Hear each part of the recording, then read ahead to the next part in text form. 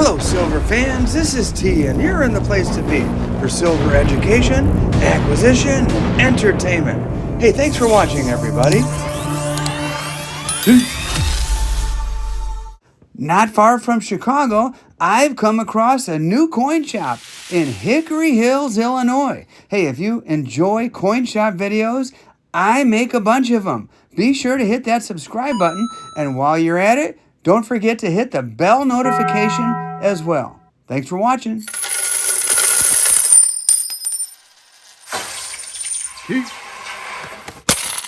All right, guys, I am here in Hickory Hills, Illinois, and the gentleman to my right is named Mike, and you may remember Mike. I did a video with him many months ago.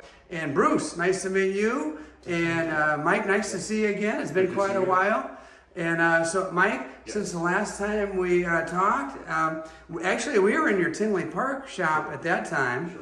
And I didn't even know you had a second shop. Have you always had this, or did you open it up recently? About 6-7 months ago we opened it. Okay, relatively new. Yes. And so the folks here in Hickory Hills, have they found you yet, or are you just still kind of gaining traction? No, we're picking up business. We got a couple of regulars. It's growing slowly but surely. Okay, gotcha. And the regulars, are they coming in for coins, bullion, bowls? Mostly bars and gold. 90% silver. Okay, 90% silver. Oh boy, that's a kind of a controversial topic lately because it's like us stackers, we have like a love-hate relationship with 90% silver.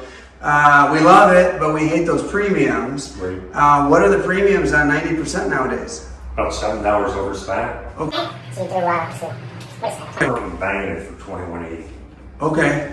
And we sell it for $23-24. Okay, got it. Times face? Yes. Okay, that's not too bad. And I've seen it even north of that in different places that I've been.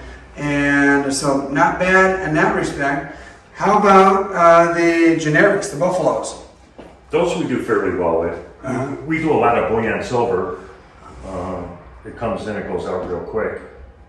You know, thanks to you and your videos, picks up the area for everybody. Yeah. Yes. And I've been doing a lot of videos with one of your colleagues, Sherry from Collector's Gallery. You mentioned a minute ago, you've known her for a long time, huh? Yep. Okay. A lot of years. Yeah, and so you guys have somewhat of a network, dealer to dealer. People know each other pretty well. Yeah, or pretty much. Do you ever like lean on each other? Hey, I need this, or I have excess of that. You know, in my area was Sherry's old area, the area we're in now. Okay. So a lot of people know her. A lot of people come over. If someone comes over and they're looking for something right away, I give them her phone number and say, "Here, call her up." That's cool.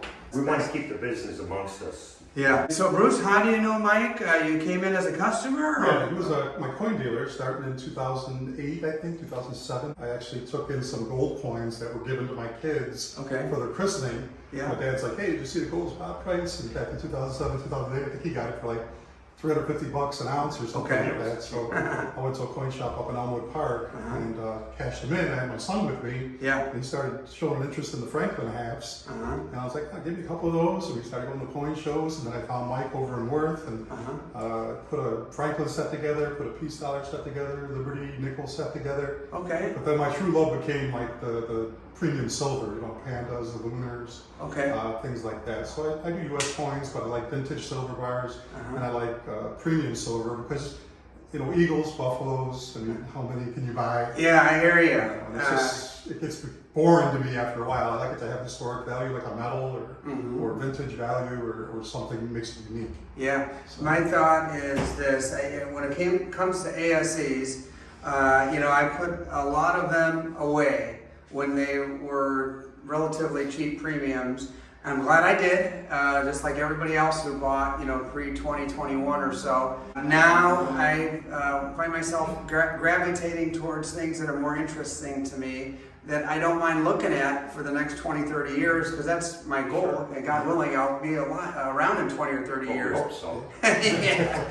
And still able to pull out my coins and my rounds and my Libertads and all the stuff that I really like to look at. So, Mike, let me ask you this: regarding bullion, are people looking for gold or silver? What's more common For us over there in Tinley, we do a lot of gold, a lot of silver. 90% when it comes in, it goes out right away. Silver dollars, American Silver Eagles, when we can get them. Yeah. We stack a lot of that stuff. We got it in stock. Someone comes in looking for, 50 Silver Eagles or 100 Silver Eagles, we got them. Numismatics how's that going? Are people still coin collecting these days? Yeah, not as much. I don't see too much of that. I see Seems more like bullion's taking over. Yeah. You get 10 customers. Yeah. Seems like 6 or 8 are like bullion. Right. Coin collectors. You can blame T the Silver Stacker and other people on YouTube that are a lot bigger and more notable than me for sure. But I think the word is out that it's a smart idea to put some bullion away, put some precious metals, whether silver, gold, for various reasons. Right. I think people are worried about the banking system going digital, and this is the real one. Absolutely, and I've heard that over and over, and I believe it, honestly. And also, for me, it protects me from myself. Sure. I have a lot of hobbies, and when I have cash, I have a lot of things I could easily spend my money on: mountain biking, other sporting equipment. And when I buy my gold and silver, I put it away, and it stays in the safe and until a rainy day or something big and special that I want to purchase many years from now. And so that's my reasoning. How about other reasons? Can you guys think of any other reasons that the people are? With that new Biden infrastructure, there's going to be a lot of green energy. Yeah. Solar panels have silver in them. A lot of that green energy is going to have silver, which is going to make demand go up. So you would think price would probably go up too, but silver's a pretty thing. Yeah. It seems to get suppressed a little bit more than gold because of the industrial uses. So. I do like the idea that silver has the potential to pop. And where gold is a slow and steady, and you'd think over the decades it would rise and rise and rise. We have seen those huge pops with silver back in 2011 and back in 81. And a lot of people are saying, well, it's not a matter of if, it's just a matter of when that's going to happen again. It's got the potential to go back there, but no predictions here. You never know what's going to happen with this stuff. Yeah. I saw some vintage silver. You guys stay there. I'm gonna put these in front of the camera. This one right here, I don't know if I've ever seen this before. It says Silver American Credit Bar, 5.2.